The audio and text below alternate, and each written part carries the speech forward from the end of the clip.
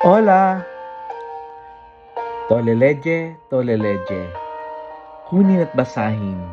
Kunin at basahin. Ako po si Kuya Sam Pagaduan, ang inyong kasama sa ating lumalim at mamunga Gospel Reflection. Ngayon ay March 14, 2026. Ang mabuting balita ng Panginoon ayon kay San Lucas, chapter 18, verse 9 to 14. Noong panahong iyon, sinabi ni Jesus ang talinghagang ito sa mga taong ang tingin sa sarili matuwid at tumahamak naman sa iba. May dalawang lalaking pumanhik sa templo upang manalangin. Ang isa'y pariseyo at ang isa nama'y publikano. Tumindig ang pariseyo at pabulong na nalangin ng ganito: O Diyos, nagpapasalamat ako sa iyo pagkat hindi ako katulad ng iba, mga magnanakaw, mga mandaraya, mga mangangalunya, o kaya'y katulad ng publikanong ito. Makalawa ako nag-aayuno sa loob ng 1 linggo. Nagbibigay ako ng 10 ng lahat kong kinikita. Samantala, ang publikano'y nakatayo sa malayo, hindi man lamang makatingin sa langit, kundi dinadagukan ng kanyang dibdib at sinasabi, O Diyos, mahabag po kayo sa akin na isang makasalanan. Sinasabi ko sa inyo, ang lalaking ito'y umubing kinalulugdan ng Diyos, ngunit hindi ang isa, sapagkat ang sino mang nagpapakataas ay ibababa, at ang nagpapakababa ay itataas. Ang mabuting balita ng Panginoon. Pinupuri ka namin, Panginoong Hesukristo. Happy Saturday po sa inyong lahat. Napansin niyo po ba na sa panahon ngayon, parang napakadali nating maging expert sa buhay ng iba. Isang post lang, isang litrato lang, isang balita lang sa mga social media, sa Facebook, may opinion agad tayo. Parang kaya nating husgahan ang buong pagkatao ng isang individual sa isang tingin lang. Sa social media, minsan parang lahat ay may kakayahang magsabi kung sino ang tama, sino ang mali, sino ang may karapatan, sino ang wala. Pero bihira nating tanungin yung ating sarili, ako ba?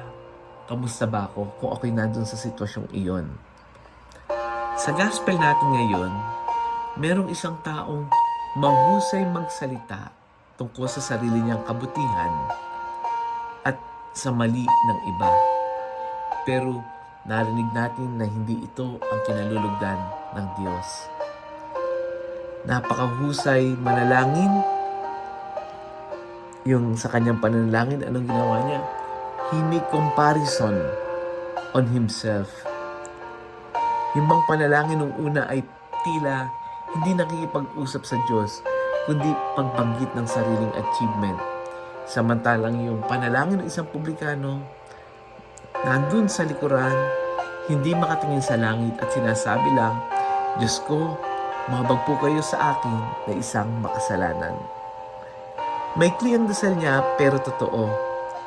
Walang display, walang pagyayabang, may pagkilala sa sariling kahinaan. At in the end, sabi nga sa gospel, ang umuwi na pinawalang sala ay hindi yung pariseyo, kundi ang publikano. Minsan, hindi natin namamalayan, para din tayong pariseyo.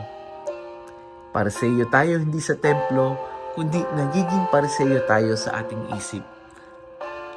Kapag may mga taong nagfe-fail, agad tayo may opinion. Kapag may taong nagkakamali, napakabilis nating mag-judge. At minsan kahit sa panalangin natin, may halong comparison. Hi Lord, salamat at hindi ako katulad nila. Pero ang tunay na panalangin ay hindi paligsahan ng kabanalan. Hindi ito pagandahan ng iyong resume spiritually, kundi sa harap ng Diyos. Ang pinakamagandang panalangin ay we acknowledge na lahat tayo ay nangangailangan ng awa. At minsan, ang mas mapanganib ay hindi ang hayagang kasalanan, kundi ang pakiramdam natin na wala tayong dapat baguhin dahil piling natin tayo ang laging tama. Paano ba natin maisasalapat yung buhay natin, yung gospel natin ngayon sa pang-araw-araw na buhay?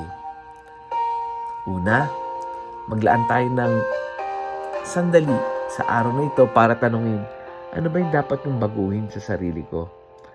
Mas madaling makita ng ang iba kaysa sa sarili nating kahinaan.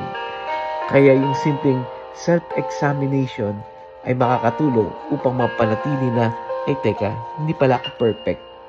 Pangalawa, iwasan natin ang mabilis na paghusga sa isang tao ngayong araw na ito. Habaan ng pasensya. Kapag may nakita kang kahinaan ng iba, pigilan ang sarili na mag-comment kagad. Tandaan, may kwento ang bawat tao na hindi natin alam kung ano ba ang punot dulo.